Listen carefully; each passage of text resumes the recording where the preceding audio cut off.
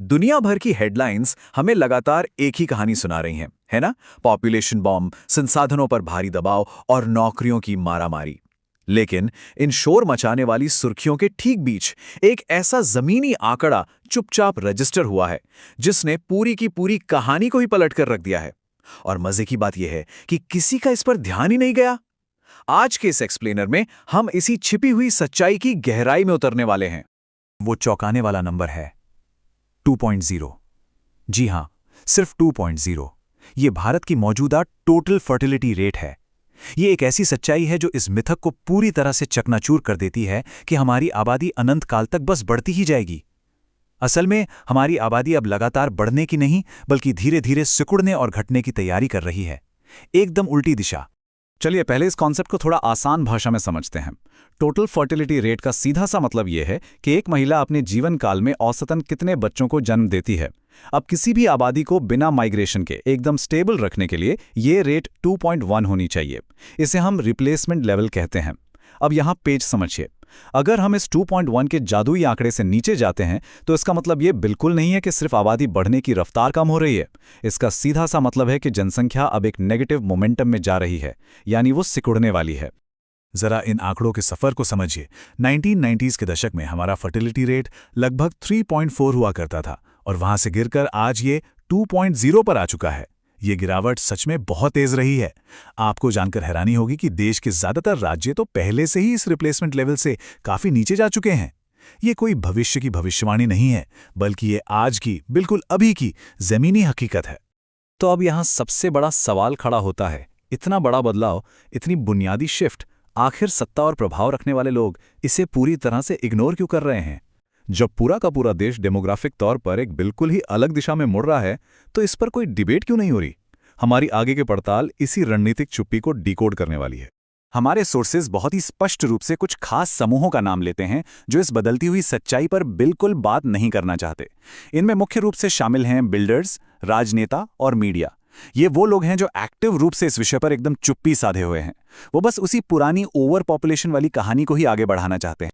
अब देखिए, सोर्सेज ये तो साफ बताते हैं कि ये ग्रुप्स आने वाले इस पॉपुलेशन क्राइसिस को इग्नोर कर रहे हैं, लेकिन आखिर क्यों? इस चुप्पी के पीछे उनका असली इरादा क्या है? ये बात किसी भी डॉक्यूमेंट में सीधे तौर पर नहीं लिखी गई है। इसे समझने के लिए हमें थोड़ा लॉजिक लगाना होगा और कुछ विश्लेषणात्मक निष्कर्षों का सहारा लेना पड़ेगा। तो तार्किक रूप से सोचकर देखते हैं, रियल एस्टेट का पूरा बिजनेस मॉडल किस बात पर टिका है? वो टिका है अंतहीन जनसंख्या वृद्धि की उम्मीद पर। आबादी बढ़ेगी तो घरों की डिमांड कभी खत्म नहीं होगी। अगर बिल्डर्स ये मान लें कि आबादी सिकुड़ने वाली है, तो उनकी फ्यूचर बुकिंग्स, जमीनों के दाम, सब कुछ गड़बड़ा जाएगा। इसीलिए आबादी घटने की बात को मानना उनके लिए आर्थिक रूप से एक बहुत बड़ा झटका होगा। उनकी ये खामोशी ओवर पॉपुलेशन के नैरेटिव को जिंदा रखने का एक बहुत ही सोचा समझा दाव मालूम पड़ती है।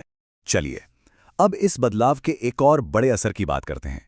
सोर्सेज एक बहुत ही चौंकाने वाला दावा करते हैं। वो कहते हैं कि भारत के 90 करोड़ वोटर्स के लिए आने वाला कल उस तस्वीर के बिल्कुल उलट होगा जो हमें आज दिखाई जा रही है।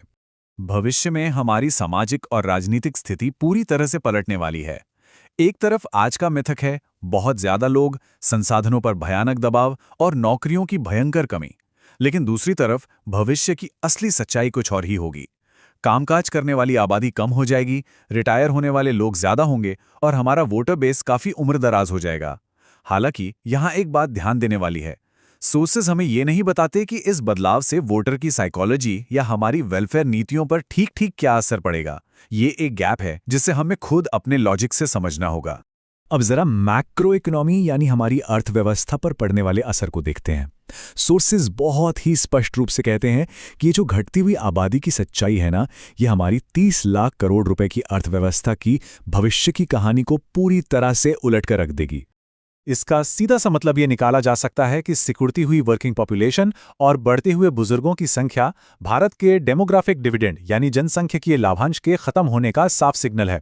जरा सोचिए, एक ऐसी इकोनॉमी जो हमेशा से सिर्फ विस्तार और कभी न खत्म होने वाली डिमांड के भरोसे चल रही थी, उसके लिए ये सिकुड़न कितनी बड़ी चुनौती है। जो आर्थिक मॉडल कल तक काम कर रहे थे, वो आने वाले कल में बिल्कुल काम नहीं करेंगे। तो फिर राजनेता और डिसीजन मेकर्स इस मौन संकट को एड्रेस करने के बजाय एकदम खामोश क्यों बैठे हैं? इसका जवाब सोर्सेज की इस बात में छिपा है। घटती आबादी को स्वीकार करने के लिए भारत की भविष्य की योजना के एक बड़े और असहज पुनर्मूल्यांकन की आवश्यकता होगी। सच को खुले तौर पर मानने का सीधा सा मतलब होगा कि हमें अपनी दशकों पुरानी प्लानिंग और नीतियों को जड़ से बदलना पड़ेगा। और आप समझ ही सकते हैं कि राजनीति में ऐसा करना कितना मुश्किल होता है। चलिए अब इस पूरे एक्सप्लेनर को समेटते हैं।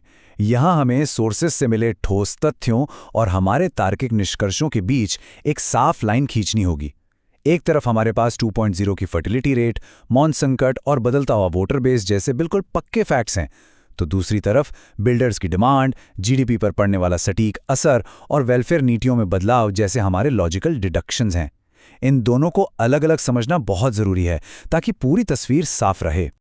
तो आखिर में ये एक ऐसा सवाल है जो हमें खुद से पूछना चाहिए। जब डेमोग्राफिक्स हमारी आंखों के ठीक सामने इतनी तेजी से बदल रहे हैं, तो अनंत विकास यानी कभी न खत्म होने वाली ग्रोथ का ये भ्रम और कब तक टिक पाएगा? आप इन आंकड़ों को खुद स्वतंत्र रूप से वेरीफाई करके देखिए, क्योंकि इस बड़े संकट के चारों ओर जो ये रणनीतिक खामोशी छाई हुई है ना, ये हमेशा के लिए नहीं टिक सकती। वास्तविकता आज नहीं तो कल सामने आ ही जाएगी।